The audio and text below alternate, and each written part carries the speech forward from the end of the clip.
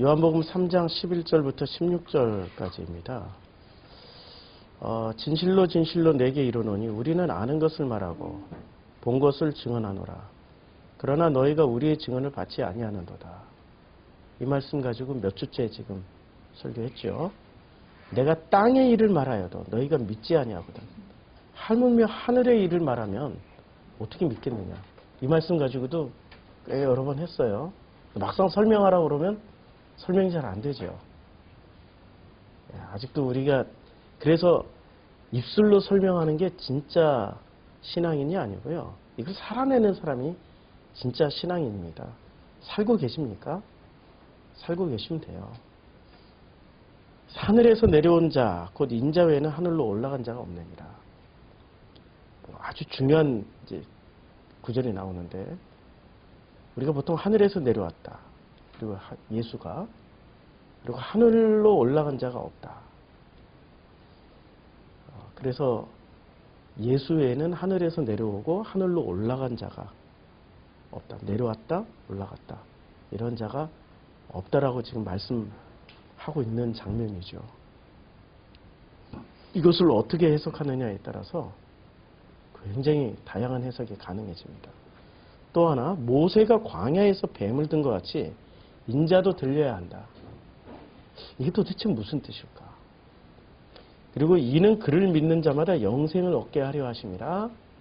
그리고 나서 그 유명한 기독교의 대표 구절, 하나님의 세상을 이처럼 사랑하사. 우리 다 암기하시죠? 우리 암기 한번 해볼까요? 제 눈을 보고 시작. 하나님이 세상을 이처럼 사랑하사 독생자를 주셨으니 이는 저를 믿는 자마다 멸망치 않고 영생을 얻게 하려 하심이니라. 아멘. 저를 보고 하시는 분이 대다수고 여기 보고 하시는 분도 덜어 있어요. 그거는 문제가 되지 않습니다. 왜냐하면 우리가 저도 나이를 먹을수록 기억력이 약해지니까. 3장 11절부터 16절까지가 지금 요한복음의 어떤 분기점, 터닝 포인트에 굉장히 많은 개념을 이야기해주고 있습니다. 첫 번째가 모세가 광야에서라고 이야기를 했을 때 모세가 광야에서라는 장면은 지금 성경으로 떠올리면 어떤 성경이 떠오르죠? 출애굽이죠. 출애굽 전통으로 지금 말씀하고 있습니다. 그런데 세례 요한의 제자들과 세례 요한을 추종하는 사람들은 출애굽 전통으로 말하지 않고 다른 전통으로 말하고 있습니다. 자, 3장 25절 내에서도 보면 이에 요한의 제자 중에서 한 유대인과 더불어서 논쟁이 붙었어요. 어떤 논쟁이 붙었습니까? 정결 예식에 대한 논쟁이 붙었습니다. 그러니까 지금 요한복음의 저자는 광야에서의 예수, 뱀이 들린 것 같이 이 출애굽 전통으로 이야기를 하고 있는데, 그런데 이 요한의 제자와 그리고 유대인들은 지금 아직도 무엇을 가지고 변론을 하고 있죠? 성경으로 치면 어떤 성경에 해당되죠? 정결 예식이라고 했으니까. 예, 레위기. 레위기 전통과 출애굽 전통이 지금 충돌하는 장면입니다. 레위기 전통과 출애굽 전통을 가지고 이야기를 하는데 지금 요한복음의 저자는 출애굽 전통을 가지고 이야기하고 있습니까? 레위기 전통을 가지고 이야기하고 있습니까? 출애굽 전통을 가지고 이야기하고 있어요. 그러면 이 요한복음의 저자 외, 그러니까 요한복음의 저자의 주인공은 누구예요? 예수죠. 예수 외에 그 같이 동시대를 살고 있었던 유대인들이나 바리새인이나 제사장들이나 사두개인들은 어떤 전통을 붙잡고 그 전통에 목숨을 걸고 있었을까요? 예, 레위기 전통의 정결 예식. 그래서 2장에서 정결 예식을 어떻게 해요? 완성을 시켜버려요. 물로 포도주를 확 만들어버려요. 물을 포도주로, 자, 색깔로 한번 보자고요. 물이 변하여 포도주가 됐어요. 그러면 이 포도주는 요한복음에서 무엇을 상징하죠? 예수의 피를 상징한단 말이에요. 그렇죠? 그러면 출애굽하기 전에 제일 첫 번째 재앙이 뭐였어요? 강물을 여기다 추가를 할게. 강물이 뭐로 변했어요? 핏물로 바뀌었죠. 지금 요한복음 2장은 철저하게 레위기 전통을 따른다고 이야기하고 있습니까? 아니면은 출애굽 전통을 따른다고 이야기하고 있습니까? 출애굽 전통을 따른다고 말하고 있는 거죠. 보세요. 물이 변하여 포도주 피가 됐다. 그래서 이것을 마시라고 그랬더니 사람들이 마십니까? 못 마십니까? 못 마셔요? 못 마셔. 피를 못 마셔요. 그런데 이 강물을 못 마시고 있었던 그 시대에 사람들은, 어떤 사람들은 그 물을 마시고 있었어요. 누가? 고센 땅에 있는 사람들. 그 사람들은 같은 물이었어요, 그냥. 자, 물이 포도주로 바뀌었는데, 자, 이 피는 이제 나중에 물의 본질이 피로 바뀌었어요. 근데 이 피는 누가 마시게 돼요? 아니, 홍해를 건넌 사람들. 마지막 재앙이 뭐였습니까? 예.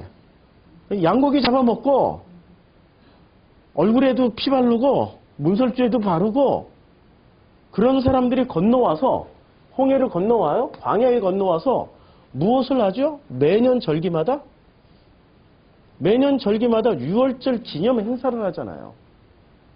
그렇죠? 그래서 6월절 기념 행사를 하는 사람들은 피는 마시지 않지만 이 사람들이 무엇을 기념해요? 양고기 먹고 양피 바르고 우리가 건너왔다라는 걸 기념하잖아요. 예수가 요한복음에서 아주 많이 강조하는 게 뭐죠? 이거 강조하잖아요. 내 피요, 내 살이요. 이것을 먹고 마시라고, 이것을 기념하라고, 이것을 기억하라고. 이거 요한복음에서는 이걸 강조하잖아요. 그럼 건너간 사람들은 뭐를 먹고 살아요? 물을 마시되 뭐를 마셔요? 피를. 물을 먹으면서도 피를 기억하고 기념하게 되는 거죠. 떡을 먹으면서 무엇을? 양고기를 기억하는 거죠. 그러니까 철저하게 지금 요한복음의 의도는 출애굽 전통입니다. 근데 문제가 있어요. 모세 오경이라고 할 때, 자, 모세 오경의 5권의 책이니까 모세가 쓴 5권의 책을 모세 오경이라고 그러는데, 모세 오경이 뭐죠? 창출, 레, 민, 신. 창세기, 출애굽기, 레위기, 민수기, 신명기인데 이 중에 출애굽에 관련된 거는 출애굽, 레위기, 민수기, 신명기예요. 그러면 레위기는 출애굽 안에 들어가 있는 거죠. 출애굽 안에서 레위기를 이해를 해야 되는 거죠. 그런데 출애굽 안에서 지금 유대 당시의 사람들이 출애굽 안에서 레위기를 이해하고 있습니까? 아니면 레위기만 똑 띄어가지고 제사 전통과 레위기만 떡 띄어가지고 정결 예식만 이거 가지고 지금 논하고 있죠. 뭔가 하나를 이해를 하려면은 전체적인 맥락 속에서 이해를 해야 되죠. 레위기를 제대로 이해하려면 출애굽과 민수기와 신명기를 통해서 레위기를 이해하면 오케이. 그런데 출애굽과 민수기와 신명기를 빼버리고 레위기에 나오는 정결 예식만 가지고 이야기를 하면은 이게 올바르게 갈까요? 아니면 30% 셀까요? 엉뚱한 길로 가게 돼 있어요. 지금 예수를 이해할 때, 우리는 예수라는 인물만 쏙 뽑아가지고 이해를 하려고 그래요. 이해가 가능할까요? 불가능해요. 예수는 어느 전통에서 나왔어요? 구약이라는 전통에서 나왔단 말이에요.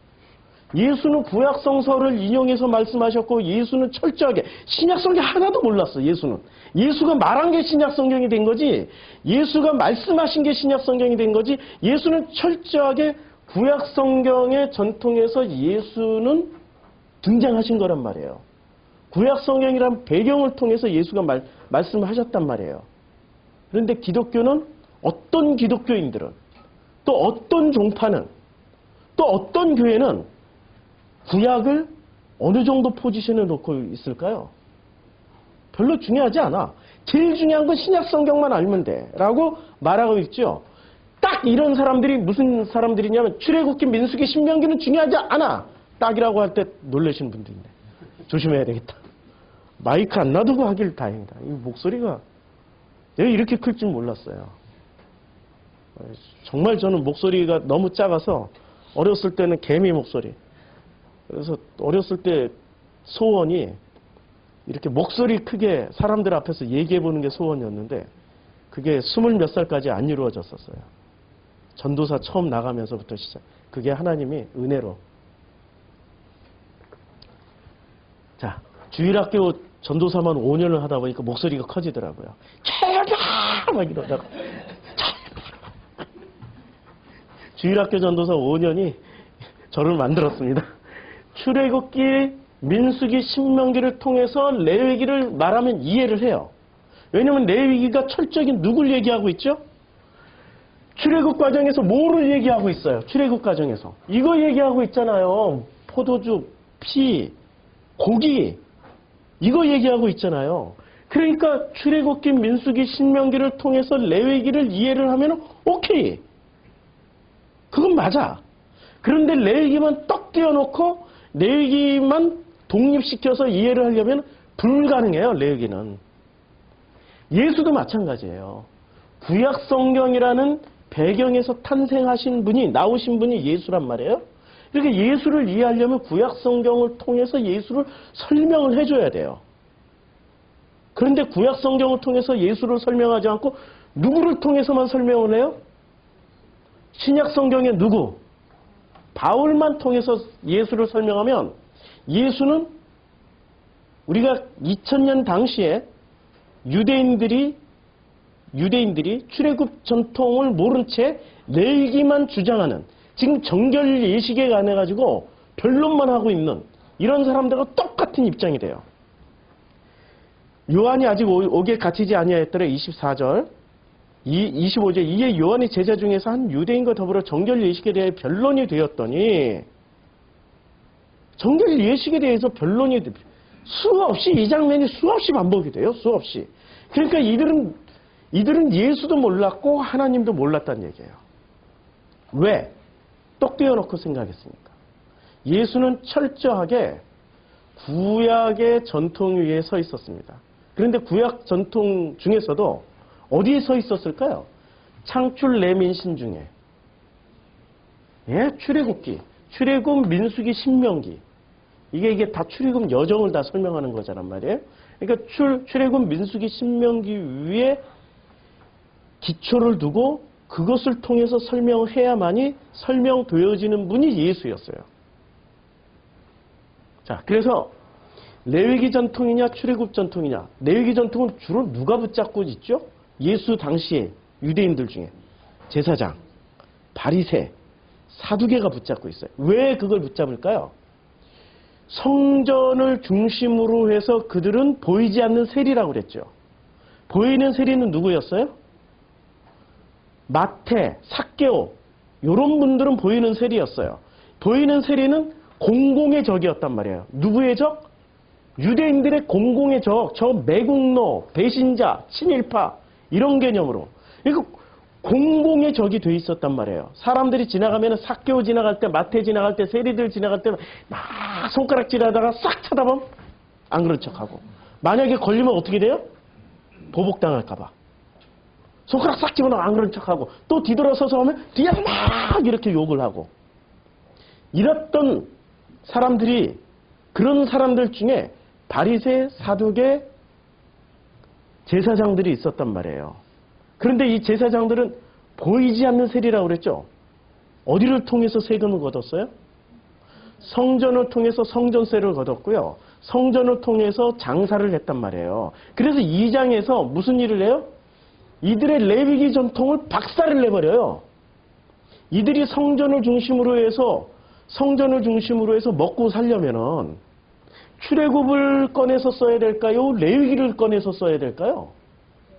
당연히 레위기를 꺼내서 써야 되는 거죠. 레위기 제사 드리는 방법, 지성소가 어쩌고, 뭐 저쩌고, 뭐 피는 어떻게 하고 이런 것을 이 레위기를 중심으로 해서 성전을 지켜내는 거지 출애굽을 중심으로 해서 성전을 지켜내는 게 아니란 말이에요. 그러니까 레위기를 갖다 꺼내서 썼단 말이에요. 그러니까 보이지 않는 세리들이 더 나빠요? 보이는 세리들이 더 나빠요? 유대인들, 당시의 유대인들은 보이는 세리가 최고 나쁘다고 그랬어. 공공의 적이었으니까. 드러난 범죄자들이었으니까. 그런데 예수는 누가 더 나쁘다고 얘기를 합니까? 보이지 않는 세리. 보이지 않는 세리가 더 나쁘다라고 얘기를 하고 그들을 향해서 끊임없이 예수는 메시지를 던지잖아요. 회개하라고. 회개하라고. 오히려 보이는 세리들은 예수의 제자가 되거나 삭개오처럼 칭찬을 받거나 이런 일이 벌어지는데 보이지 않는 세리 중에 칭찬받았던 사람은 있었나요? 제사장? 사두개? 바리새 중에 칭찬받았던 사람들이 있었나요? 없었죠. 그러니까 예수는 레위기 전통을 제대로 이해하라고 말씀을 하셨는데 이 사람들은 내 얘기만 꺼내가지고 이해를 하니 예수가 눈에 가시가 되는 거죠. 왜냐하면 자기네들이 성전을 지키는데 자기네들이 레위기 전통이 필요로 한데 그것을 가지고 예수는 깨버리니까. 그리고 예수가 뭐라고 말씀하셔요? 2장에서 성전 무너질 거야. 이거 파괴될 거야. 그걸 암시를 다 해버리잖아요. 성전 척절 사건을 통해 가지고. 그리고 아예 레위기 전통을 누구로 통합을 시켜줘요? 요한복음에 따르면 레위기 전통은 바로 나야, 나, 예수야, 예수. 예수를 통합시켜요. 무엇으로? 살과 피로. 제사 드릴 때 이 두 개로 제사 드리잖아요. 살과 피로 제사 드리잖아요. 살은 누구의 살이에요? 예수의 몸. 예수의 이때 몸이 사르크스일까요? 소마일까요? 사르크스와 소마의 차이점 아시죠? 사르크스죠. 사르크스. 고기 덩어리. 그래야 제사 드릴 수 있단 말이에요. 피는 포도주. 예수의 피. 어디 십자가에서 흘리신 피. 이걸로 통합을 시켜버려요. 그러니 레위기 전통을 붙잡고 있는 사람들 입장에서 이게 이해가 될까요? 받아들여져요? 절대 안 받아들여지는 거죠. 아니, 천하의 나쁜 놈이지. 천하의 나쁜 놈이지. 이 얘기는 마치 이런 얘기예요. 지금 기독교인을 향해서 예수가 하나님의 아들일까요? 아니면 인간의 아들일까요? 이런 질문 던졌을 때 지금 기독교는 뭐라고 대답할까요? 100% 하나님의 아들이죠. 근데 예수 자신이 지금 이 파괴력은 이 정도예요. 아니야, 인간의 자녀야. 엄청난 파괴력이 있는 거죠. 지금 마치 이런 파괴력 있는 메시지를 던진 거예요. 파괴. 엄청난 뭐라고 해야 되나? 엄청난 쇼크로 그냥 던져버린 셈이에요. 레위기 전통을 예수 당신으로 다 모아버렸어요. 이게 요한복음에 지금 가는 방식이거든요. 이 메시지거든요. 그러면 이렇게 메시지를 레위기 전통이 바로 나야, 나. 예수란 말이야. 하나님의 아들 예수란 말이야. 이렇게 얘기를 하면서 끌어다 쓰는 논리적 근거는 어느 성경에서 끌어다 썼을까요? 출애굽기, 민수기, 신명기에서 끌어다 쓴 거예요. 창세기 전통. 왜냐하면 일정이 창세기에서 끌어다 쓴 거니까.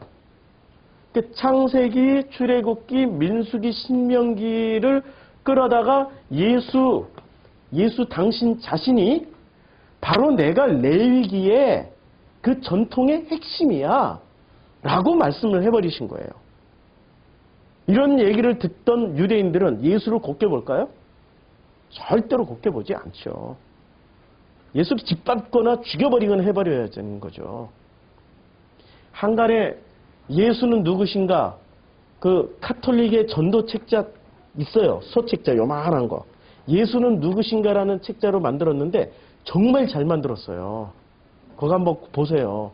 그거 보고도 카톨릭은 이단이다. 이런 생각을 하시는 분들이 있으면 그분이 이단이야. 카톨릭은 예수는 누구신가라고 전도용 소책자를 만들었는데, 그런데 그 전도용 소책자의 예수는 혁명가인가? 예수는 구원자인가? 예수는 지식인인가? 뭐 이런 질문을 5개를 던져요. 근데 우리 진보적인 기독교인들은 예수를 뭐라고 생각하고 있죠? 혁명가라고 생각하고 있죠.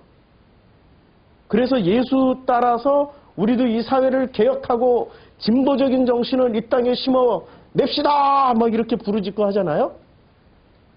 예수를 아는 분들일까요? 모르는 분들일까요? 모르는 분들이에요. 예수가 무슨 혁명가야? 혁명가라는 거는 2가지 종류가 있어요. 과거의 전통을 붙잡고 미래를 부르짖는 사람. 아니, 지금의 모순을 개혁할. 과거가 더 낫다고. 과거에는 이렇게 했는데 지금의 이 모순들을 과거에 빗대 보니까 형편없다. 과거로 회개하자. 이건 혁명이에요? 아니면 과거 회귀니까 보수예요? 보수죠. 과거 회귀니까. 진보는 뭐예요? 진보는 미래를 향해서 나가자지 과거를 향해서 가자는 게 아니에요. 예수가 지금 말씀하시는 이 장면이 레위기 전통을 출애굽, 민수기, 신명기 전통으로 재해석하자. 이렇게 하신 게 이게 미래지향적이에요? 과거지향적이에요? 과거지향적이죠. 혁명가 아니죠? 혁명가 아니죠? 중세시대 때 너무나도 형편없었어요. 1300년, 1200년, 1300년, 1400년 동안의 이 중세 유럽은 완전히 너무나도 형편없었어요. 그때 중세 유럽인들 중에 혁명을 시도했던 사람들이 있었어요. 그게 르네상스죠. 문해부흥이라고 했죠. 그 혁명을 시도할 때 그들이 미래지향적으로 나가자라고 했나요? 아니면 과거를 복원하자고 그랬나요? 예, 그리스와 로마를 복원하자 이거야. 과거가 더 화려했으니까. 그러면 그게 보수인가요? 혁명인? 보수인가? 진보인가? 예수가 딱 그런 입장이에요. 그러니 예수를 모르는 사람들은 지들 멋대로 해석을 해요. 혁명가다, 무슨 보수주의자다. 결코 예수는 그런 패턴에 들어가는 분이 아니시죠. 자, 레위기 전통과 출애굽 전통이 충돌을 합니다. 왜 레위기 전통과 출애굽 전통이 중요하냐면은 우리가 이제 오늘 말씀에 그 뱀이 몇 절이죠? 그게 뱀 나오는 게 뱀이 몇 절에 나오죠? 3장. 예, 3장 14절. 모세가 광야에서 뱀을 든 것 같이 인자도 들려야 하리니. 이게 무슨 뜻인지 알고 계세요? 인자가 광야에서 뱀을 든 것 같이, 아니 모세가 광야에서 뱀을 든 것 같이 인자도 이제 뭔가 생략됐죠? 뱀처럼 들려야 하리라. 그럼 이게 무슨 뜻이에요? 설명 가능한가요? 무슨 얘기인지? 근데 우리는 결론만 알고 있잖아요. 그 뱀이 예수고 예수가 뱀이고, 그래서 뭐 노뱀처럼 들렸기 때문에 노뱀을 쳐다본 사람은 살았고 노뱀을 안 본 사람은 죽었고, 그러니까 예수는 구원의 상징이다. 이런 결론만 알고 있단 말이에요. 결론만 알고 있는 게 위험하다는 거 아시죠? 결론만 알고 있는 거. 결론만 알고 있는 거. 수학에 1 더하기 2는 3. 요거 3만 알고 있는 거야. 3만. 결론만 알고 있어. 1 더하기 2는 3이라는 거. 이게 뭐가 문제가 될까요? 요걸 암기를 했단 말이에요. 그냥 암기를. 1 더하기 2는 3이라고 암기만 했어요. 근데 암기만 했는데 변형 문제가 나오기 시작하는 거야. 1.1 더하기 1.9는 뭐지? 몰라. 모른다니까. 변형 문제 나오면 몰라. 뭐 0.1 더하기 뭐 2.9는 뭐지? 몰라. 요것만 암기했을 뿐이야. 1 더하기 2는 3이라는 것만 암기했을 뿐이야. 나머지는 몰라. 과정에 참여를 해보지 않으면 언제든지 변형 문제가 나오면 넘어지거나 쓰러지거나 혼란스러워요. 혼란스러울 때 뭐로 덮냐면 이럴 때 무조건 3이라고 암기해. 답은 맞아. 암기해. 그리고 3이라고 어떤 변형 문제가 나오든 3이라고 믿습니다 해. 믿습니다. 믿습니다. 따라서 해봐. 믿습니다. 아니 이렇게 부흥사들한테 배웠단 말이에요. 3이라는 결론은 맞는데 우리는 과정에 참여한 바가 없는 거야. 그 과정에 참여한 바가 없고 그 과정이 어떻게 해서 3이 되었는지를 모르는 거란 말이에요. 그러다 보니 결론은 분명하게 예수 천당 불신지요. 결론은 맞는 것 같은데 왜 우리의 삶은 이따위지? 해석이 안 돼. 해석이. 그래서 지금 프로시쿠마에서 뭘 해주냐면은 결론을 다시 검증하는 역산으로 가고 있는 중이에요. 역산으로 가고 있으니 역산으로 들어가면은 이게 쉽나요? 이게 혼란스럽죠. 그리고 역산의 과정이 자 1 더하기 1은 2라는 역산의 과정을 보면은 이거 뒤집어서 이렇게 넘겨가지고 빼기 1 빼기 1 하면은 이렇게 0이 나오니까 뭐 맞네? 뭐 이런 식으로 역산이 수도 없이 이루어질 수 있는데 이 역산은 이것만 있나 역산에? 가로 하나 들어가면 1 더하기 1은 곱하기 1 더하기 2 가로 놓고 곱하기 1 이렇게 들어가서 역산하기 시작하면은 뭔가가 막 들어갔다 나왔다 루트 씌우고 여기다가 이런 거 하나 이렇게 딱 달아주면은 미적분 하나 달아주면은 우리의 기독교 수준은 1 더하기 1 더하기 빼기만 알고 있던 수준에 갑자기 미적분 들어가고 이 루트 들어가고 여기에 괄호가 들어가면서 부등호 등호 이런 거 막 들어가면은 그거 어떻게 해석을 해요? 우리는 지금 더하기 빼기 수준만 알고 있는 거예요. 성경이 더하기 빼기만 있나요? 지금 레위기 하나를 설명하기 위해서 레위기에 들어가 있는 창세기, 출애굽기, 민수기, 신명기를 어떻게 해야 돼요? 더해주거나 빼줘야 되고 여기에 다 포함되어 있기 때문에 분리를 해서 빼줘야 되고 여기에 곱해줘야 되고 나누어줘야 된단 말이에요. 예수를 제대로 이해하려면은 창세기부터 말라기까지 구약 39권을 어떻게 해줘야 돼요? 더하거나 빼주거나 나누거나 여기에 루트를 씌우거나 시그마를 해주거나 미적분을 해주거나 해서 여러 가지 다양한 형식으로 구약을 통해서 예수를 설명을 해줘야 되잖아요. 근데 문제는 목사님들이 수학 능력이 없어. 예수가 바리새인들에게 뭐라고 혼냈을까요? 장로들의 유전과 전통만 따르는 자들. 지금 목사들이 하나님으로부터 내려오는 성서로부터 내려오는 유전과 전통을 따르는 게 아니라 우리나라 최초의 누구죠? 예수 천당 불신지옥 외쳐가지고 대형교회 만드신 분. 김익두 목사. 우리 주일학교 때 다 들었을 거예요. 평양에 계셔요, 그분은. 고고 전통 하나 붙잡았어. 왜? 교회를 성장시켰다 이거야. 교회를 부흥시켰다 이거야. 또 누구 전통만 붙잡았어요? 길선주 목사.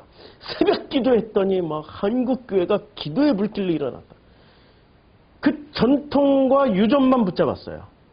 성서 안에 있는 이 풍부한 스토리들, 이 풍부한 더하기, 빼기, 나누기, 곱하기, 가로 놓고 가로 빼기, 루트 씌우고 루트 빼고, 미분과 적분, 여기에 무슨 대수, 함수, 뭐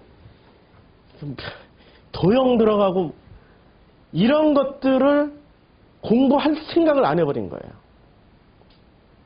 성서가 그렇게 심플한 그 과정으로 쓰여진 책이 아니죠. 몇천 년 동안 인류의 유산이 담겨 있는데 그럼 엄청나게 다양한 방식의 엄청나게 다양한 목소리들이 엄청나게 다양한 문화와 엄청나게 다양한 것들이 들어가 있는데 이런 것들은 너무 심플하게 결론은 3이야. 삼위일체니까. 그냥 결론만 가지고 무조건 우겨. 말을 안 들으니까 뭐를 강조했어? 믿습니다를 강조한 거예요. 믿습니다. 지난 시간에 했던 게 이거잖아요. 믿습니다가 허구성. 무조건 믿습니다가 결국에는 뭐가 된 거예요? 우리의 관념이 돼버린 거예요. 우리가 넘어서지 못하고 발전하지 못하게 만드는 하나의 걸림돌이 돼버린 거예요. 그래서 이 믿습니다를 저는 별로 안 좋아해요. 우리 교회에서 믿습니다 소리 안 했으면 좋겠어. 믿습니다가 아니라 검증합시다. 검증해봅시다. 이런 소리를 더 환영을 해요. 예수를 찾아왔던 사람들과 예수는 그들이 뭔가를 물어보고 그들이 뭔가를 확인하자 그러면 거부하지 않았어요. 밤새서라도 얘기를 했단 말이에요. 환영한다고요. 밤새서라도. 그런데 믿습니다를 가지고 와가지고 믿습니다로 저를 개종시키려면은 환영 안 해. 그냥 한 5분만 얘기하면 알 것 같아. 그런 분들은 아이고 제가 좀 우리 스케줄이 있어가지고 미안합니다. 다음에 봅시다. 이렇게 해야지. 아 믿습니다를 그만두자 하면다가 어떻게 될까요? 그분들이 나중에 총 들고 오지. 죽이려고 오지. 예수 죽이는 것처럼 죽이려고 오지. 자기의 신념을 훼손했다고. 기독교가 제일 무서운 건 이 믿습니다 때문에 무서운 거예요. 합리적으로 검증하고 찾아가면 되는 거거든요. 자, 레위기 전통과 출애굽 전통을 통해서 이제 요한복음은 출애굽 전통에 서 있습니다. 레위기 전통은 이게 바리새, 사두개, 당시에 유대인들, 유대 전통에 당시 유대교가 레위기 전통을 붙잡았어요. 왜 레위기 전통을 붙잡았을까요? 성장시켜야 되니까. 예루살렘 성전을 통해 가지고 더 화려하게, 더 아름답게, 더 의리의리하게 유대인들을 부각시켜야 되니까. 근데 출애굽 전통을 붙잡는 순간부터 유대인들은 빛이 날까요? 진짜 하필로가 될까요? 유대인이라는 단어가 있고요. 유대인. 그 다음에 히브리라는 단어가 있습니다. 어느 게 더 빛이 나는 단어일까요? 유대라는 단어가 더 빛이 날까요? 히브리인이라는 단어가 더 빛이 날까요? 유대인이 훨씬 빛이 나는 거죠. 유대인의 출현, 아주 쉽게 말해서 12부족 중에 어느 부족의 이름을 따온 거예요? 예. 왜 유다의 이름을 따가지고 유대인이라고 그랬을까요? 예. 다윗 솔로몬이 있었으니까. 다윗 솔로몬의 전통을 붙잡아서 유대인이라고 한 거죠. 히브리는 무슨 뜻이에요? 건너간 자들. 또 히브리가 변형되면 핫비루가 되면 핫비루는 오합지졸들. 누가 누군지 모르는 사람들. 그럼 유대 12민족 전통이 다 깨져버리는 거죠. 한 민족이 더 좋은가요? 아니면은 우리는 드디어 혼혈족이라고 이름을 붙이는 게 좋을까요? 아, 난리 나지. 그냥 한민족을 혼혈족. 우리는 미국이냐, 뭐 아메리칸이냐, 왜냐면 다 섞여 있기 때문에 믹스드 되어 있다고 이렇게 얘기하면 난리 나죠. 우리는 한민족이라고, 하나의 민족이라고. 피부색 똑같지, 말도 똑같지. 이걸로 지난 5,000년 동안 우리가 여기서 살았다고. 한민족이라고 얘기를 하는 게 훨씬 더 우리가 빛이 나는 거죠. 마찬가지로 유대인이라고 얘기하는 게 훨씬 더 빛이 나는 거죠. 히브리라고 말하는 것보다. 자, 이런 개념으로 놓고 보면은 우리 이 하늘과 땅을 지금 여기서 본문에 보면은 예수가 이렇게 말씀하셨어요. 내가 땅의 일을 말하여도 12절 너희가 믿지 아니하거든. 하물며 하늘의 일을 말하면 어떻게 믿겠느냐. 이 구절 가지고 여러 번 얘기했잖아요. 그리고 하늘에서 내려온 자 곧 인자 외에는 하늘에 올라간 자가 없느니라. 하늘 땅을 계속 얘기를 하는데 놀랍게도 20절부터 하늘 땅이 또 나와요. 하늘 땅이 나오는데 자 예수가 이렇게 말씀하십니다. 자, 예수가 이제 나는 이제 3장 31절에 위로부터 오시는 이는 만물 위에 계시고 땅에서 난 이는 땅에 속하여 땅에 속한 것을 말하느니라. 하늘로부터 오시는 이는 만물 위에 계시나니. 그러니까 하늘 땅을 계속해서 반복시켜서 지금 이 3장 내에서도 하늘 땅을 계속해서 반복시켜서 보여줘요. 하늘 땅은.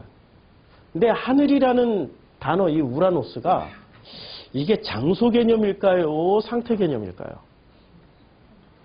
장소로 만약에 번역을 하려면 하늘이라는 곳을 장소로 하면은 번역을 뭐로 해야 될까요? 영어로 하면. 그러면 상태로 이게 상태다, 하늘이 상태다라고 생각하면은 번역자는 뭐라고 번역을 할까요? 예. 헤븐이 이게 맞나? 예? 아유. 하도 안 쓰다 보니까 영어 성경 여기 나와요. 이걸로 보면은 명확하게 돼요. 자. 아니구나. 나중에 볼게요. 제가 지금 구약 성경을 일부러 찾아 놓느라고. 자. 헤븐이라고 스펠링은 좀 틀려도 돼요. 이해 좀 해주세요. 헤븐이라고 그래요. 스카이는 장소적 개념이고요. 헤븐은 상태적 개념이에요. 하늘이라는 것을 장소로 생각하는 것과 상태로 생각하는 것은 완전히 다른 거죠. 그렇죠? 장소로 생각하면 하나님은 어디에 살고 계세요? 하늘. 그러면 하늘에서 살고 있는 하나님이 땅에서 살고 있는 인간들에게 내려오셨다.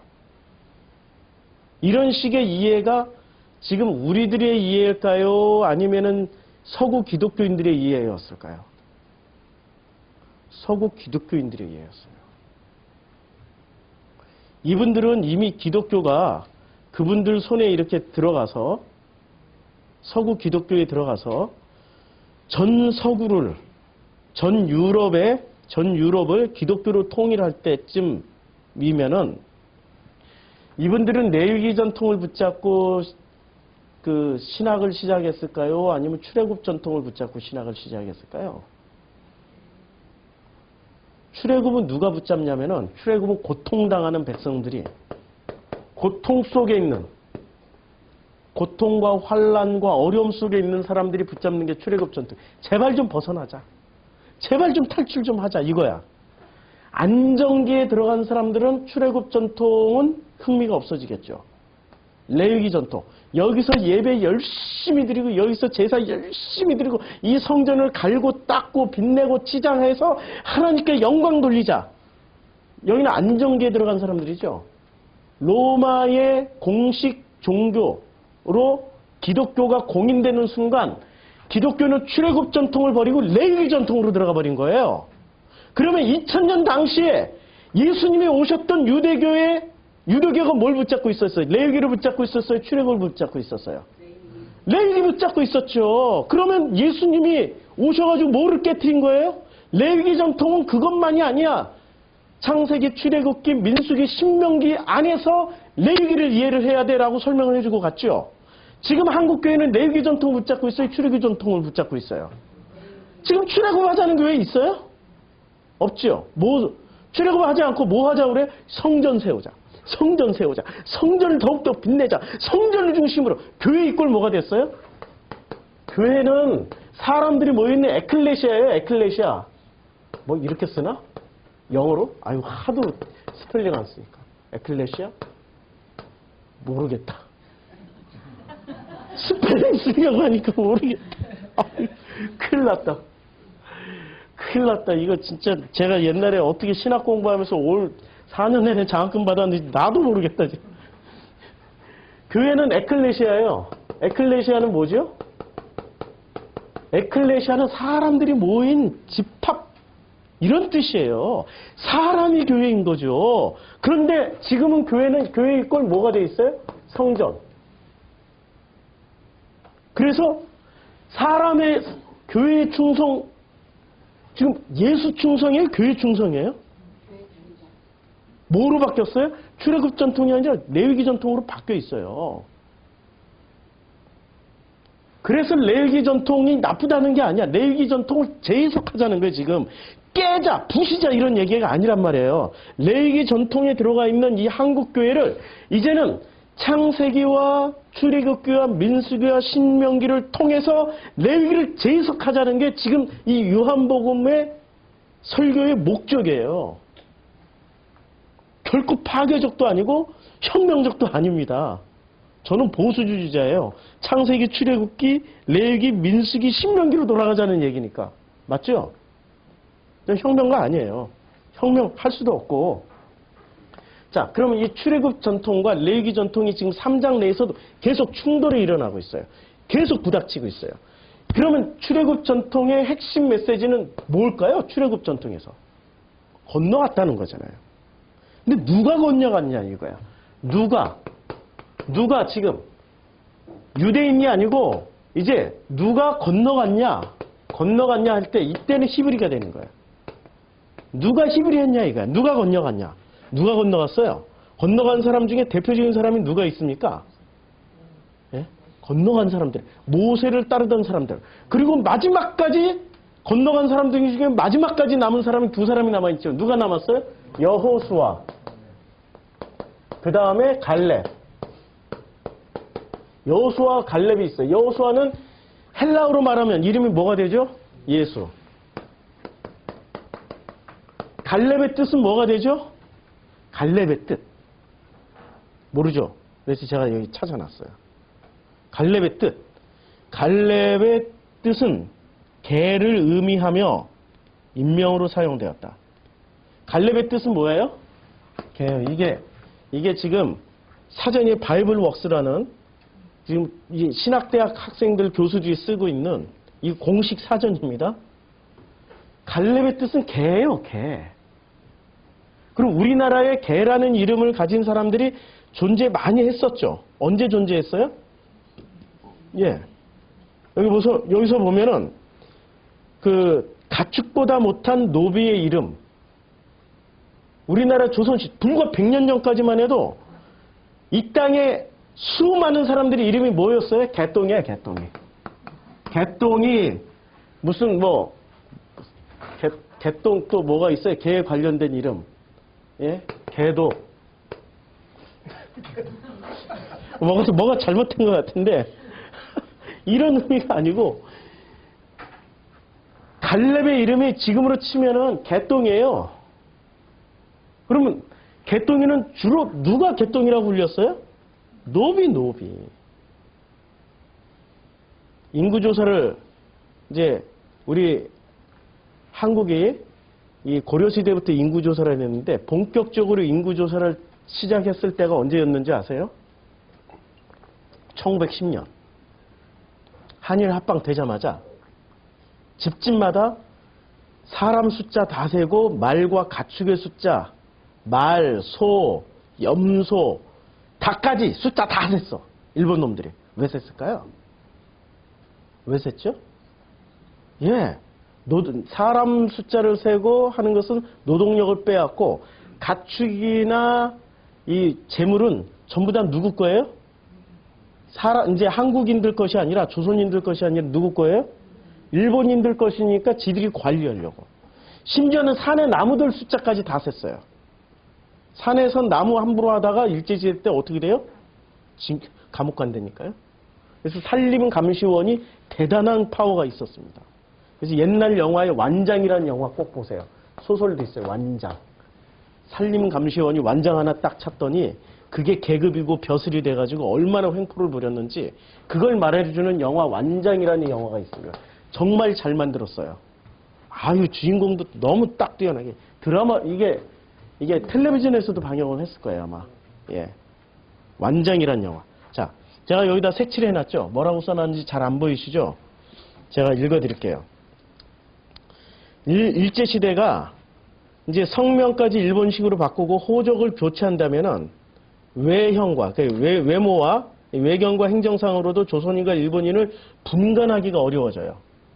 그래서 이름으로나마 조선인과 일본인을 구분하기 위해서 조선 총독부 초대 총독인 데라우치는 조선인들이 일본 이름을 쓰는 것을 철저하게 금지를 했어요.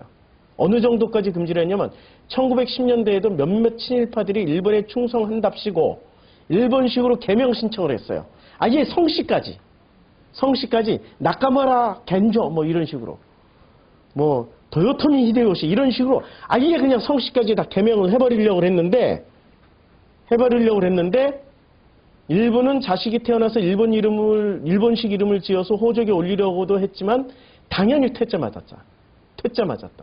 이는 식민 통치 당시 일본인이 조선인보다 우월한 지위를 차지했고 적용하는 법률이나 가하는 형벌들도 달랐기 때문에 일본 내에서 그런 반발이 사실상 사라지고 일본 정책이 조선인에 대한 확실한 동화 정책으로 굳어진 그 이후에나 이제 일본식 이름으로 바뀐 거예요. 그러니까 초창기에는 무조건 무슨 이름을 줬어요? 한국 이름을 줬어. 그런데 한국 이름을 줬는데 문제가 생겼어요. 어떤 문제가 생겼냐면은 성씨가 없는 사람들이 너무 많았던 거예요. 성씨가. 자기 성이 없었어요. 조선 총독부는 일제의 한국 침략과 더불어서 1910년부터 43년까지. 그러니까 우리가 해방되기 전까지 끊임없이 인구조사하고 이름을 확인하고 했단 말이에요. 이런 조사를 했어요. 그래서 그 조사 항목으로 성명, 세대주와의 관계, 성씨를 계속 조사했어요. 왜 성씨를 계속 조사했죠? 일본인 이름으로 개명하면은 외모 똑같이, 일본말 배워버리면 똑같지. 구분이 안 되니까 성씨를 철저하게 주고 구분을 했어요. 그럼 이 성씨가 없는 사람들이 몇 명이나 됐을까요? 성 없이 이름만 가진 사람들. 성 없이 이름만 가진 사람들이 존재하고 있었다고요. 이 사람들이 몇 퍼센트냐? 제가 다 찾아봤어요. 찾아봤더니 이제 이거 안 봐도 돼요? 찾아봤더니 놀랍게도 고려시대 때는 10%였어요. 성씨가 없는 사람이. 근데 조선시대에 오면서 조선 말기까지 오면서 이게 노비가 계속 늘어나는 거예요. 최대는 40% 이상이에요. 거의 절반이 성씨가 없었어요. 그러면 만약에 이제 일본은 무조건 성씨를 줘야 돼. 요것들이 뭐 나카무라 성씨를 가져가 버린다든지 히데요시 성씨를 가져가 버리면 일본 놈들은 지금도 대물림으로 정치를 하잖아요. 직업도 대물림이잖아요. 히데요시 가문은 지금도 무슨 가문이에요? 명문가야. 모리 가문은 몇백 년이 지나도 그 가문은 명문가야. 자기 성씨를 지켜야 되는. 근데 한국인들이 성 없는 사람들이 전부 다 우리 모리, 우리 히데요시 이래버리면 어떻게 돼요? 지금은 좀 구분할 수 있을지 몰라도 100년 지나고 200년 지나면은 똑같은 히데요시가 되고 얼굴도 똑같으니까. 똑같은 모리가 되니까 철저하게 성씨를 줘버렸어요. 성씨 없는 사람들에게. 한일 합방할 때는 우리가 일본의 식민지가 될 때 너무나도 많은 사람들이 성씨가 없었어요. 그러니까 만약에 정씨 집안의 주인은 여기 정씨 집안의 온 가족은 한 10명 정도 돼.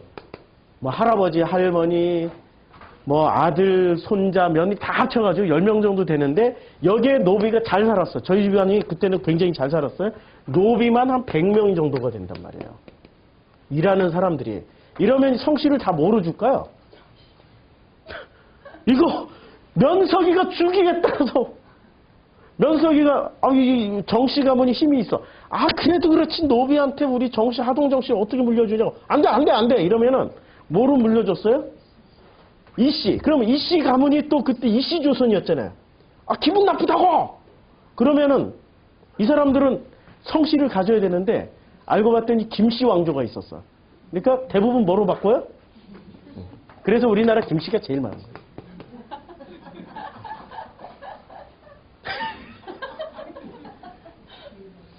이 씨는 원래 조선시대 때 너무나도 많이 배가 부흥하셔가지고 이 씨는 이 조선시대 때 배가 부흥하셔서 원래 많은 거고 김씨 문정에서 들고 일어날라 걱정이 됐네. 그러니까 성씨가 이렇게 바뀌면서 자 출애굽을 할 때 누가 건너왔어요? 출애굽할 때 남자만 60만 명이 넘어왔어요. 60만 명. 근데 수수께끼. 이게 지금 430년 전에는 몇 명이 건너갔어요? 애굽으로? 70명. 70명이 제가 숫자를 적어드릴게요. 이게 숫자가 얼마나 차이가 나는지. 70이에요? 70이 60만이 된 거예요. 0이 몇 개가 붙은 거예요? 하나, 둘, 셋, 넷, 4개나 더 붙었어요. 엄청나게 많이 붙은 거예요. 이게 가능할까요? 430년 만에 70명이 60만 명으로 이렇게 불어나는 게 가능하냐고요. 이 불가능하다고요. 그러면 누가 따라 나온 거예요? 수많은 이름 없는 사람들이 따라온 거예요. 왜냐하면 애굽에서 자리 잡고 살고 있는 유대인들은 안 나와.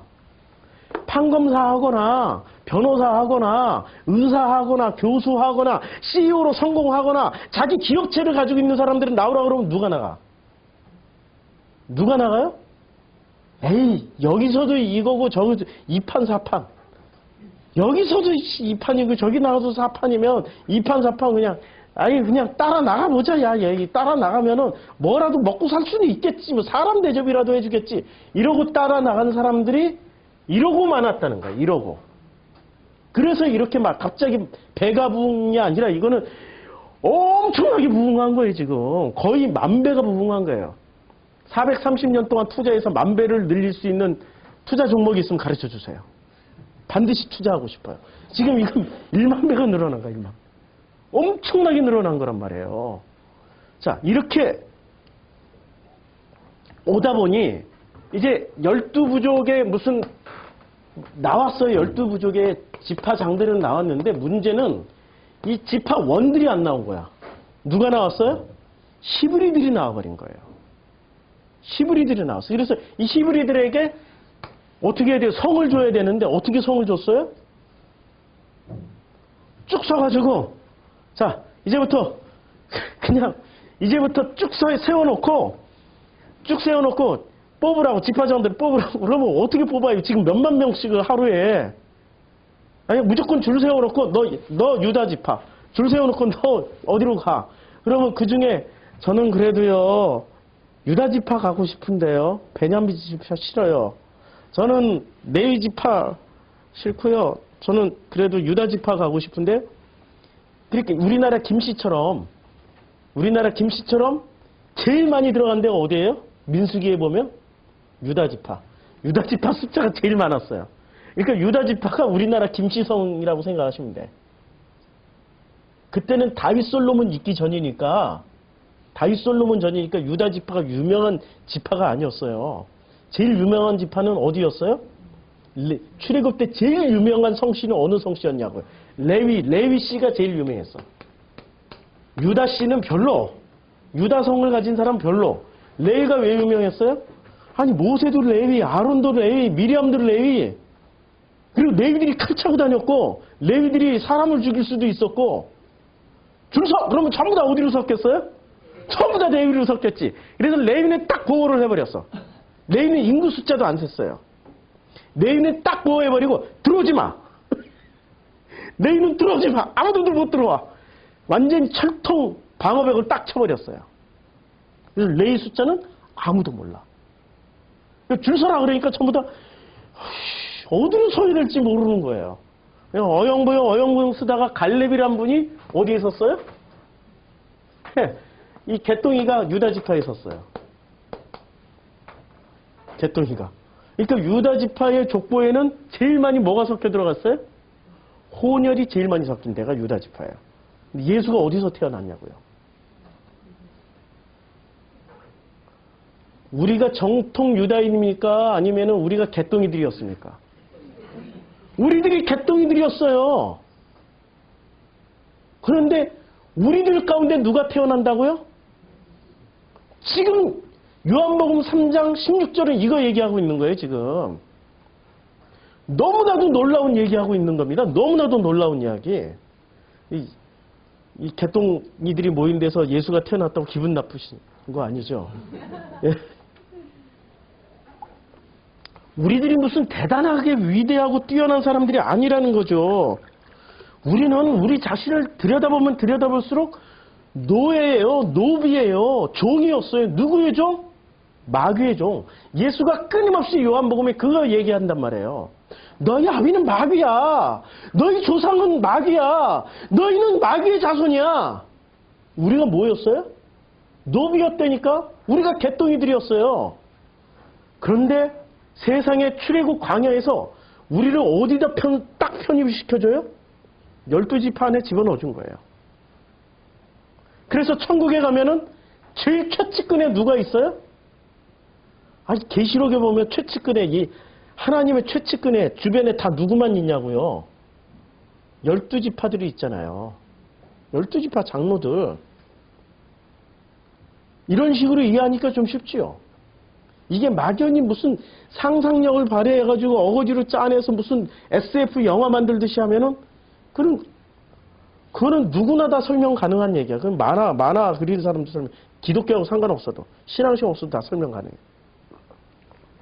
근데 이렇게 설명하니까 설명이 되는 거죠. 자, 이 개똥의 유다가 여호수아하고 갈렙이 둘이 광야에서는 최고의 지도자로서 부상을 했어요. 근데 여호수아는 어느 지파계예요? 여호수아는. 예? 다 모르세요? 저도 잘 몰라요. 기억이 안 나요. 그런데 갈렙은 유다 지파예요. 확실하게 유다 지파에 속해 있었어요. 그리고 이 그나스 출신이에요. 자, 그나스를 보자고요. 이제부터.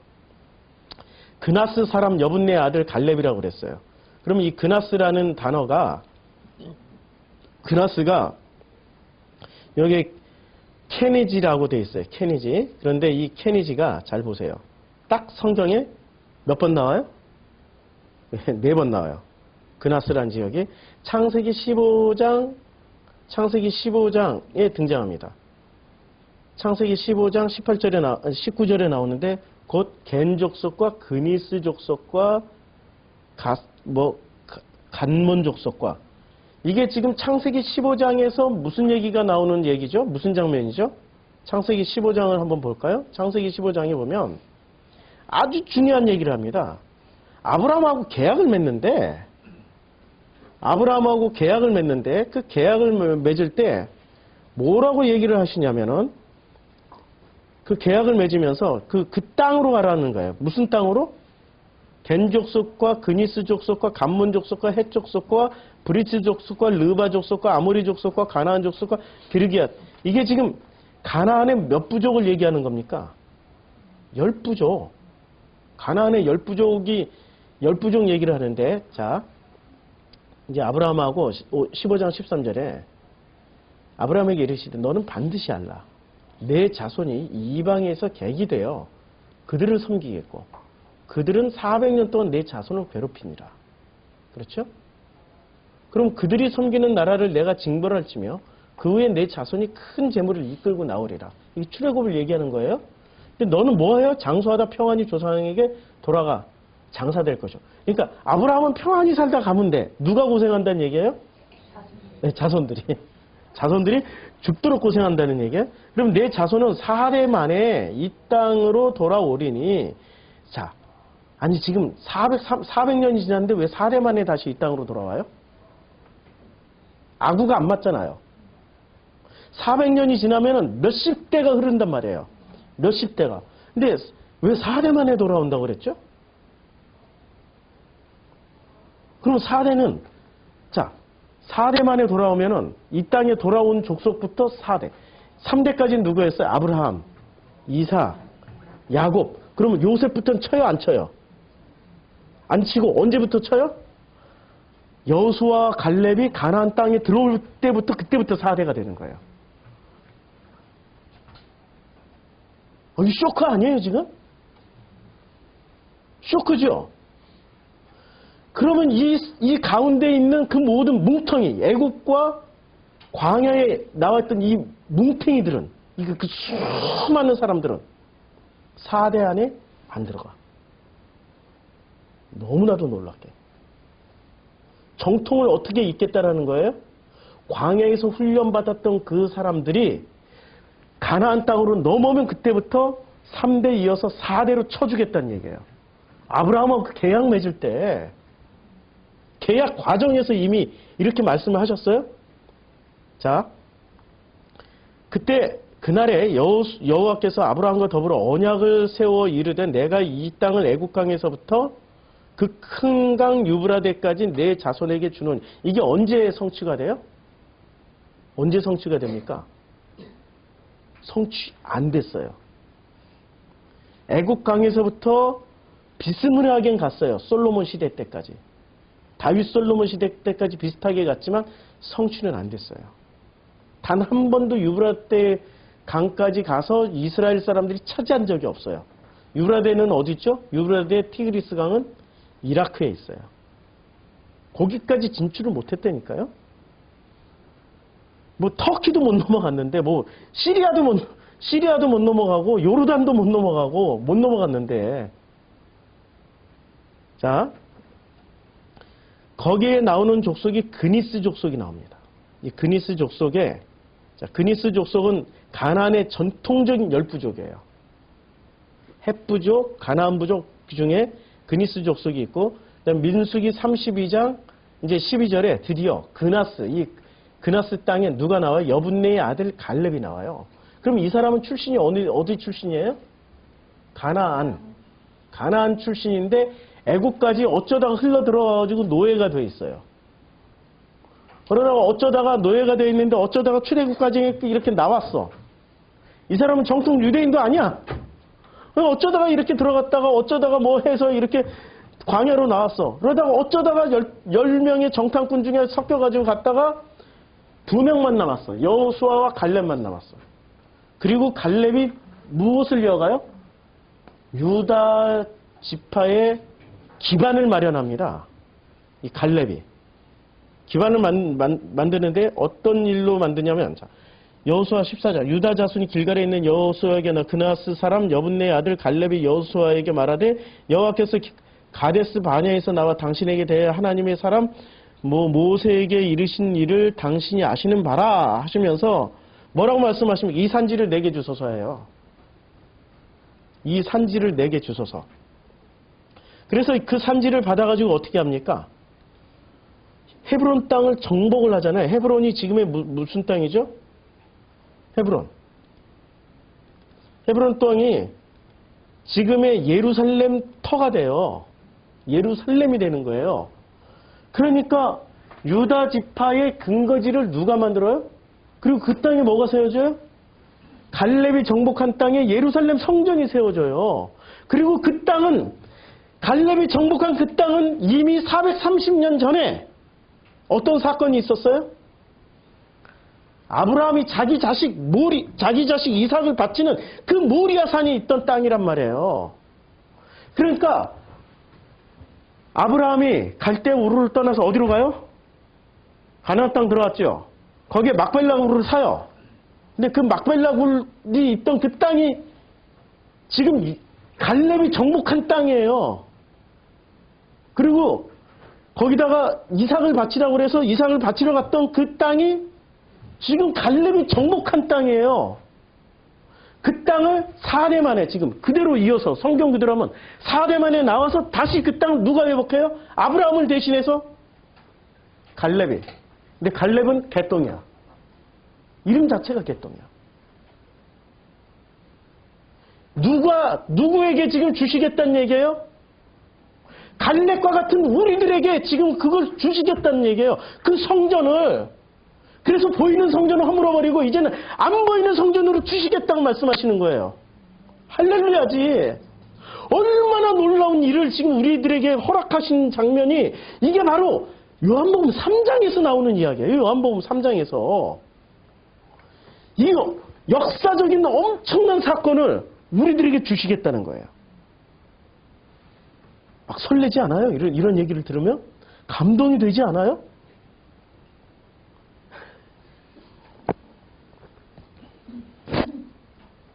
너무나도 처음 듣는 얘기니까 너무 낯선 거니까 이 적응이 안 되죠. 한 100번쯤 들어야 이게 귀에 못이 박히고 100번쯤 들어야 이것이 비로소 내 것이 됐나 봐요. 이런 거 조금씩 써먹기 시작하는데 이제 처음 들으니 너무나도 헷갈리고 어렵고 그러는 거죠. 자, 요한복음 3장에 보면 요한복음 3장에서 이렇게 말씀하고 계십니다. 모세가 아니 내가 땅의 일을 말하여도 너희가 믿지 아니하거든 하물며 하늘의 일을 말하면 어떻게 믿느냐. 이게 장소가 아니라 상태라는 말이죠. 3장 12절. 그래서 이 3장 12절의 내용을 보면은 이제 3장 12절에 보면은 하늘의 일. 이 하늘이 뭐라고 번역이 되어 있어요? 헤븐이라고 번역되어 있죠. 하늘은 헤븐으로 번역을 했어요. 그러면 이 사람들도 번역은 헤븐으로 해놓고 이 사람들 개념은 전부 뭐로 가지고 있었어요? 스카이로 가지고 있었어요. 그러니까 천국은 하늘에 있고 지옥은 땅에 있고. 이런 식의 개념을 가지고 있었어요. 근데 땅과 하늘을 장소 개념으로 이해를 해야 될까요? 상태 개념으로 이해를 해야 될까요? 상태 개념. 이건 땅을 보면 확실하게 알 수 있어요. 그러니까 하늘의 일을 말하면은 너희가 땅의 일을 말해야 했는데도 너희가 어떻게 그걸 믿을 수 있겠느냐. 에피게이오스가 이게 땅이에요. 지금 요 단어가 여기 보시면 에피게이오스가 이게 땅이에요. 근데 이 에피게이오스가 그렇게 많이 쓰여진 단어가 아니에요. 요한복음에 딱 한 번 쓰여졌어요. 에피게이오스가. 요한복음 3장 12절 한 번 쓰여져 있고 주로 어디서 쓰여졌냐면은 이 에피게이오스가 바울이 주로 썼어요. 고린도전서 15장 40절에 이렇게 썼죠. 하늘에 속한 형제도 있고 땅에 속한 형제도 있었으나 하늘과 땅을 장소로 얘기하고 있어요? 상태로 얘기하고 있어요? 바울이. 상태로 얘기하고 있죠. 하늘이라는 상태에 속해 있고 땅이라는 상태에 속해 있는 사람들이 있어. 그 다음에 고린도후서 5장 1절에도 만일 땅에 있는 우리의 그 장막집이 무너지면 하나님께서 지으신 집 곧 손으로 지은 것이 아니요 하늘에 있는 영원한 집이 우리에게 있는 줄 아나니 이게 땅과 하늘에 요때는 땅과 하늘에 있는 것이 장소 개념으로 쓰여졌죠. 의미는 뭐예요? 상태 개념으로 쓰여진 거예요. 자, 그 다음에 빌립보서 2장 10절. 빌립보에서 하늘에 있는 자들과 땅에 있는 자들. 그러니까 하늘에 속해 있는 사람은 땅에 속해 있는 사람들의 개념으로 쓰여진 거죠. 장소예요, 상태예요? 상태 개념으로 쓰여졌어요. 이 에피게이오스가 상태 개념으로 쓰여졌어요. 그리고 야고보서 말씀을 보면은 확실하게 번역이 되어 있어요. 이러한 지혜는 위로부터 내려온 것이 아니요 세상적이요 정욕적이요 마귀적이니 뭐라고 번역했어요? 그러니까 위로부터 내려온 것이 아니고 뭐라고 그래요? 세상적이라고. 이 에피게이오스가 세상적이라고. 그러니까 세상적이란 말은 이게 장소 개념이에요? 상태 개념이에요? 상태 개념. 그러면 하늘이라는 것은 장소 개념의 상태 개념이에요. 철저하게 상태 개념이에요. 근데 우리는 이제까지 장소 개념으로 이해하고 있었던 거죠. 하늘나라 가야 돼. 하늘나라라는 장소로 가야 된다고 생각하는 거예요. 만약에 상태 개념으로 이해를 하면 어떻게 되는 거죠? 하늘나라를 여기서도 살 수 있는 거죠. 그 상태가 되는 거니까. 장소 개념으로만 생각하면 죽어서만 가야 돼. 근데 예수는 철저하게 장소 개념으로 쓰지 않고 뭐로 썼어요? 상태 개념. 성경은 철저하게 땅과 하늘을 장소 개념으로 쓰지 않고 상태 개념으로 썼어요. 바울도 상태 개념으로 썼고 야고보 사도도 상태 개념으로 썼어요. 그러니까 천국은 죽어서만 가는 게 아니라 살아서도 죽지 않고 여기서도 천국의 상태를 누릴 자가 있다라고 말씀하셨다라고 이해를 하면 되게 쉽죠. 그렇죠? 상태 개념으로 이해를 하셨어요? 자, 상태 개념 내가 땅의 일을 말하여도 그러니까 땅의 일이 아니라 땅의 상태를 말하여도 너희가 믿지 아니하거든. 하물며 하늘의 상태를 말하면 너희들이 이해할 수 있겠느냐? 이 땅의 상태가 뭐예요? 제가 설교 중에 주로 땅의 상태를 많이 얘기하는데 무슨 얘기하죠? 레위기 전승 얘기하면서 땅의 상태이신 이 땅의 기독교를 얘기했죠. 그렇죠? 그래서 그분들이 이름이 우리가 개똥이에서 유다지파가 됐고 거기서 예수가 탄생했던 것처럼 그분들 이름이 개독이 되는 게 굉장히 영광스러운 일이죠. 그래야 출애굽을 해서 갈렙처럼 뒤죽박죽 섞여가지고 또 유다지파에 쓱 들어갈 거 아니에요. 근데 엄청 기분 나빠하시죠. 개독이라고 하면. 제가 지금 하늘의 일을 얘기하는 겁니까? 땅의 상태를 얘기하는 겁니까?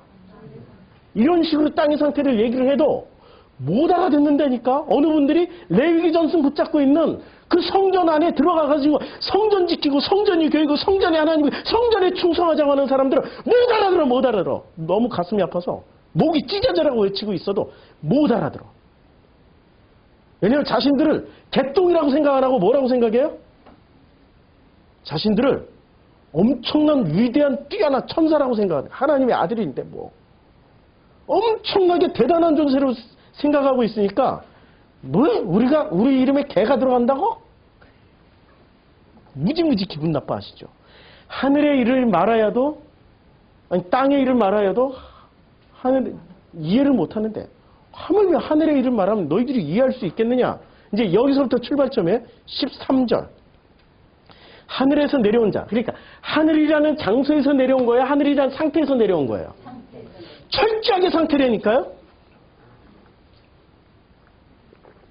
예수가 말씀하실 때는 장소 개념이 아니에요. 그런데 우리는 이제까지 뭐로 생각하고 있었어요?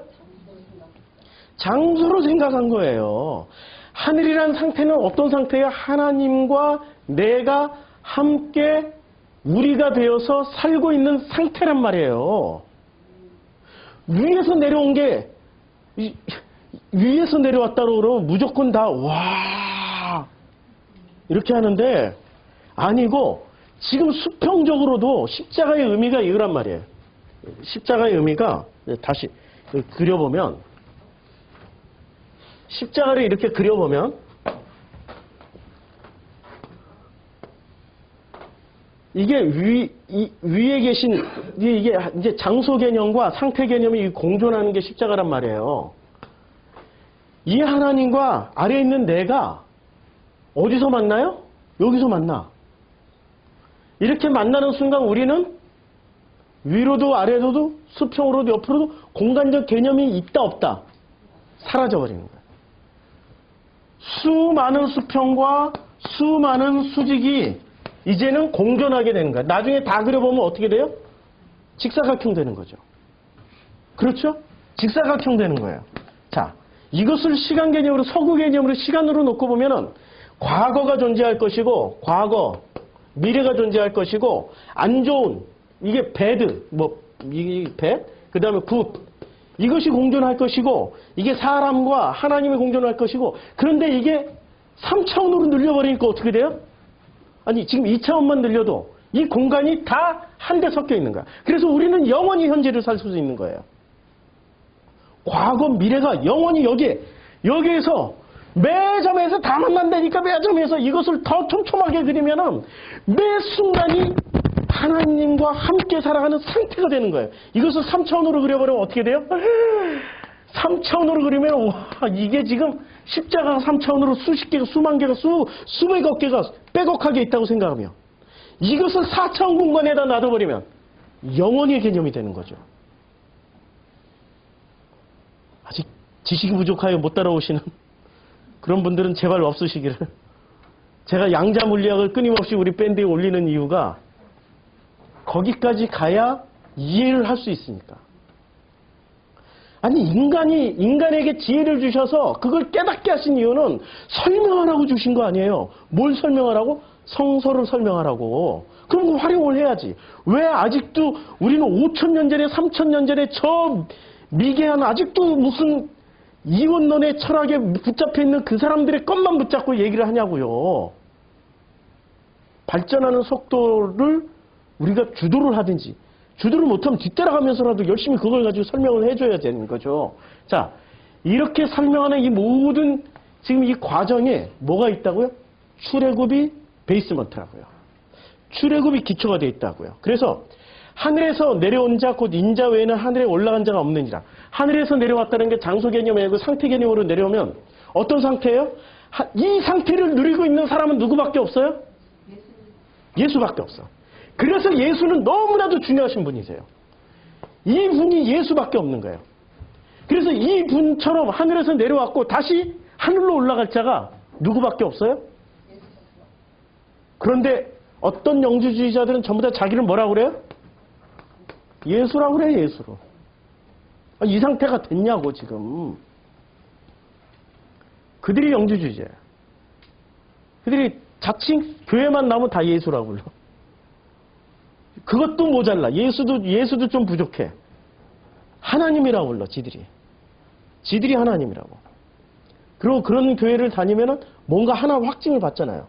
정답을 하나 딱 붙잡잖아요. 뭐를 붙잡아요? 네가 하나님이니까 심판받는 일도 없고 죄를 지어도 다 면죄가 되고 하나님이니까. 그러니까 안심하고 그냥 편하게 살다 가면은 그게 천국이야 라고 가르쳐주는 데가 우후죽순 생기고 있어요. 우후죽순. 이름 궁금하면 개인적으로 찾아오세요. 그렇게 전하고 있는 수많은 복음 전도자라고 하는 그 가짜들이 우후죽순으로 생겨나고 있단 말이에요. 예수는 분명히 얘기했어요. 하늘에서 내려온 사람 자기밖에 없고 다시 올라갈 사람 자기밖에 없어. 이것을 완벽하게 이해했던 사람은 예수밖에 없단 말이에요. 이분이 지금 말씀하시는 거예요, 지금. 자, 이분이 말씀하시는데 14절에서 이렇게 말씀하고 계십니다. 모세가 광야에서 뱀을 든 것 같이 인자도 들려야 하리니. 와, 왜 예수밖에 없을까요? 들린 사람이 예수밖에 없어. 들린다라는 게 뭐죠? 매달렸다라는 거예요. 십자가에 매달린 사람이 예수밖에 없어. 이것을 누려야 되는데, 이것을 누리는 그 사람이 누리고 살아야 되는데, 그 누림의 최고의 누림이 뭐라고 지금 말씀하고 계시는 거예요? 네, 매달리는 거야, 매달리는 거야. 뱀 매달린 것처럼. 매달려야 되는 거야. 매달린 사람은 누가 있어요? 매달림의 최고의 말은 우리가 다 배웠어요. 이거 정답으로 배웠어요. 희생. 그리고 예수는 뭐가 됐어요? 희생양이 됐어요. 누가 희생양이 됐냐고. 교회 나간다면은 교회 못 다니겠어요? 떠나겠어요? 하면은 되게 그 회장님들은 뭐라고 얘기를 해요? 야, 그러다 너 교통사고 당한다, 야, 아마. 그러다 물 조심해라. 그런 소리나 하고 있단 말이에요. 그러면 그때 누가 희생을 당하는 거예요? 회장님이에요? 우리들이에요? 우리들이 희생당하는 거죠. 회장님들은 주로 희생을 시켜주시는 분이죠. 희생을 당하는 분들이 아니죠. 이 땅에 수많은 목회자들이 희생을 당하고 있는 목회자가 어디 있냐고요. 희생을 주시는 분들이지. 그치요? 근데 예수는 모든 사람들의 희생양이 되어버렸어요. 모든 사람들의 희생양이 지금 레위기 전통이에요? 출애굽 전통이에요? 레위기에서 자세히 설명하고 있죠? 레위기 전통인데 레위기 전통을 출애굽 전통으로 설명하니까 이제 뭔가 조금씩 와닿죠? 이렇게 살 사람이 있냐 이거죠. 누가 있어요? 누가 얘기를 하더라고. 아, 있잖아요. 뭐 마더 테레사가 있었고요.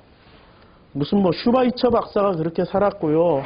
무슨 뭐 이름도 참 거론하기 거시기 한 한경직 목사도 그 교회 분들은 한경직 회장님은 그렇게 살아. 왜 말을 못하겠다 진짜. 그분들이 희생양이 돼본 적이 있냐고요. 희생양이.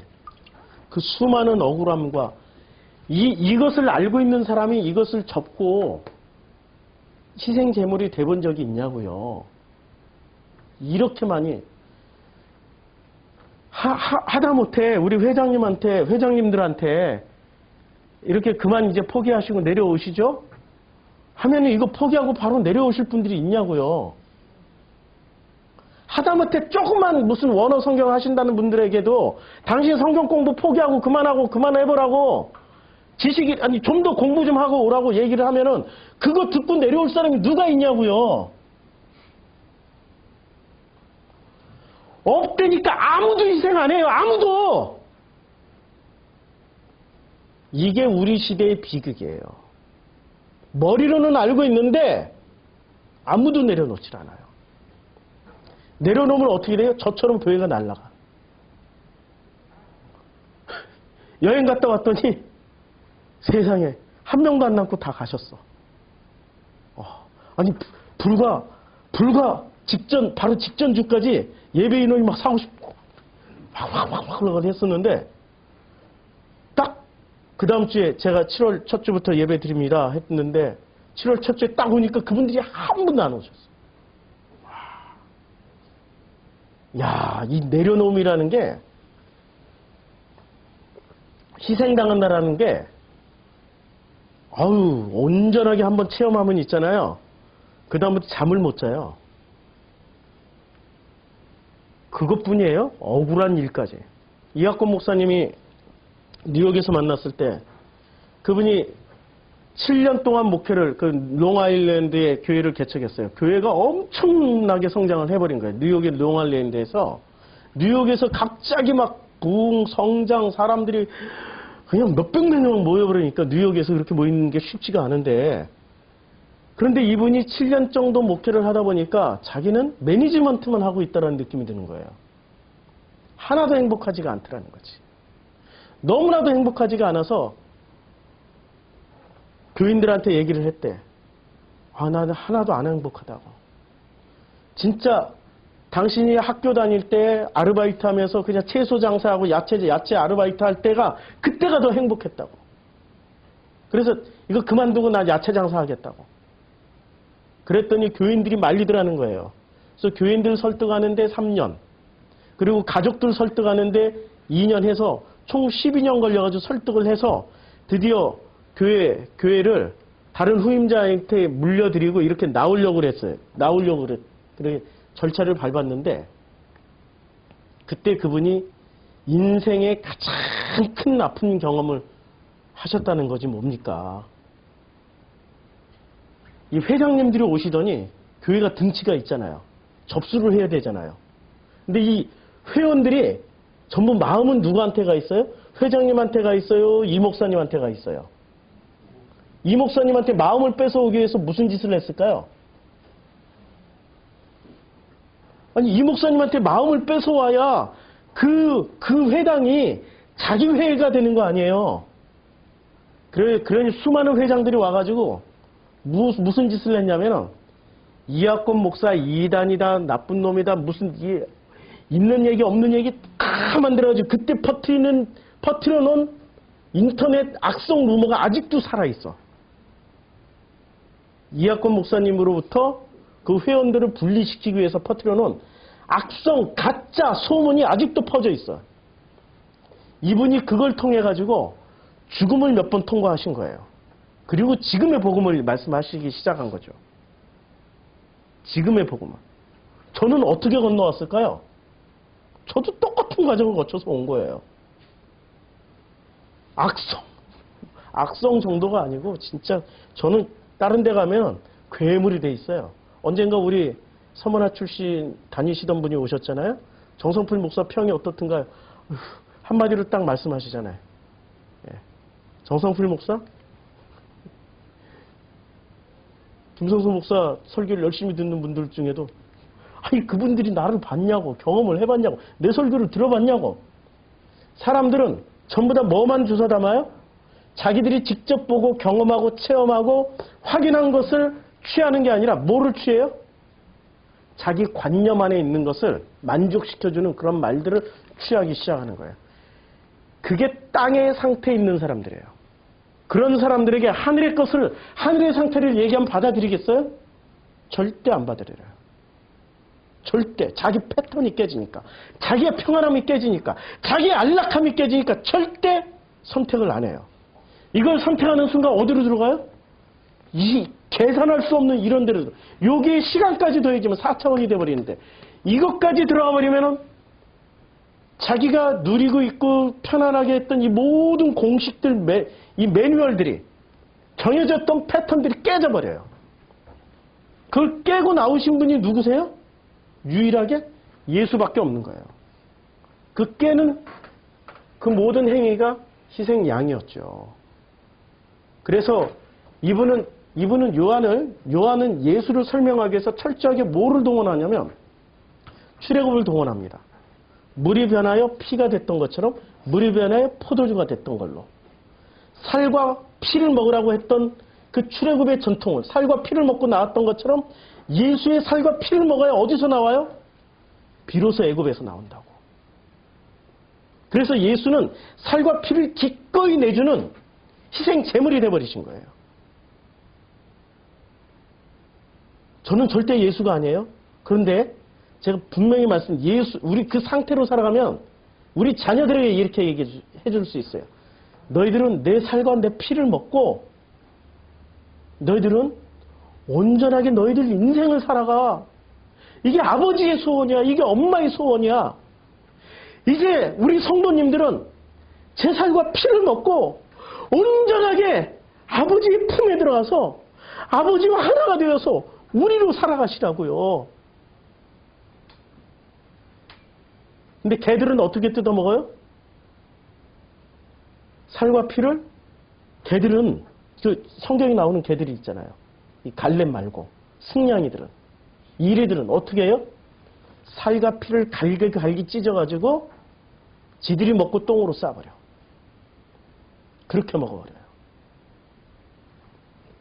우리 성도님들 살아가는데 이 땅의 일들이 왜 없겠어요? 아프고 힘들고 고통스럽고 정말 설명할 수 없고 미치도록 환장할 만한 일들이 끊임없이 벌어지고 있는데 이 땅의 상태에서도 그러나 하늘의 상태를 살 수 있는 유일한 길은 뭐예요? 그때마다 예수가 말씀하시는 거야. 아니 우리 부모님이 우리 어머님이 하셨던 그런 말씀들, 우리 어머님이 우리들에게 하셨던 말씀들, 우리 어머님이 우리에게 밥 한 끼 먹여줄 때 돈이 남아 돌아서 먹여준 거예요? 내 살과 내 피, 내가 피타 흘려서 노동한 그걸 먹고 잘 성장해서 행복하게 살아. 그 말씀을 이제 아버지가 들려주시는 거예요. 우리 아버지의 하나님이 이제는 내 아들 예수의 살과 피를 먹고, 아니 내 몸의 살과 피를 먹고 이제 행복하게 살아. 아프지 말고 행복하게 살아. 그게 요한복음 지금 3장 15절까지 메시지입니다. 다음 주 한번 더 해야 될 것 같아요. 아직도 못 갔네. 3장 16절. 기도하겠습니다. 아버지, 우리는 참 알게 모르게 어느 순간 출애굽이라는 전통을 상실해버리고 레위기만 붙잡고 살았습니다. 이제 출애굽, 민수기, 신명기를 통하여서 창세기를 통하여서 이제 레위기를 재해석하는 이런 시점에 들어왔습니다. 아버지, 이제 그 해석의 중간에 한 핵심에 서 있는 분이 예수 그리스도입니다. 이제 예수의 살과 피를 먹고 이제 세상적인 상태에서 살면서도 하늘의 상태를 살아갈 수 있는 저희들로 축복하여 주시옵소서. 예수님의 이름으로 기도드렸습니다. 아멘. 자, 우리 찬송 드린 우리 프로슈크마의 성도님들과 그의 가정 위에 또 함께 참여하고 있는 우리 인터넷 성도님들 머리 위에 이제로부터 영원토록 함께 하실지어다. 아멘.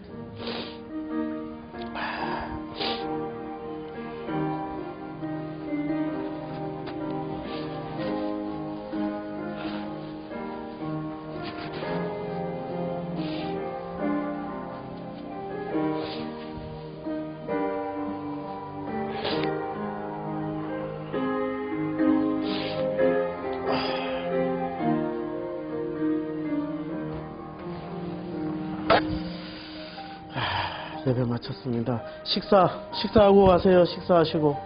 저 뒤에, 성도님 저 뒤에 혼자 가시는데 식사 좀 하고 가시고.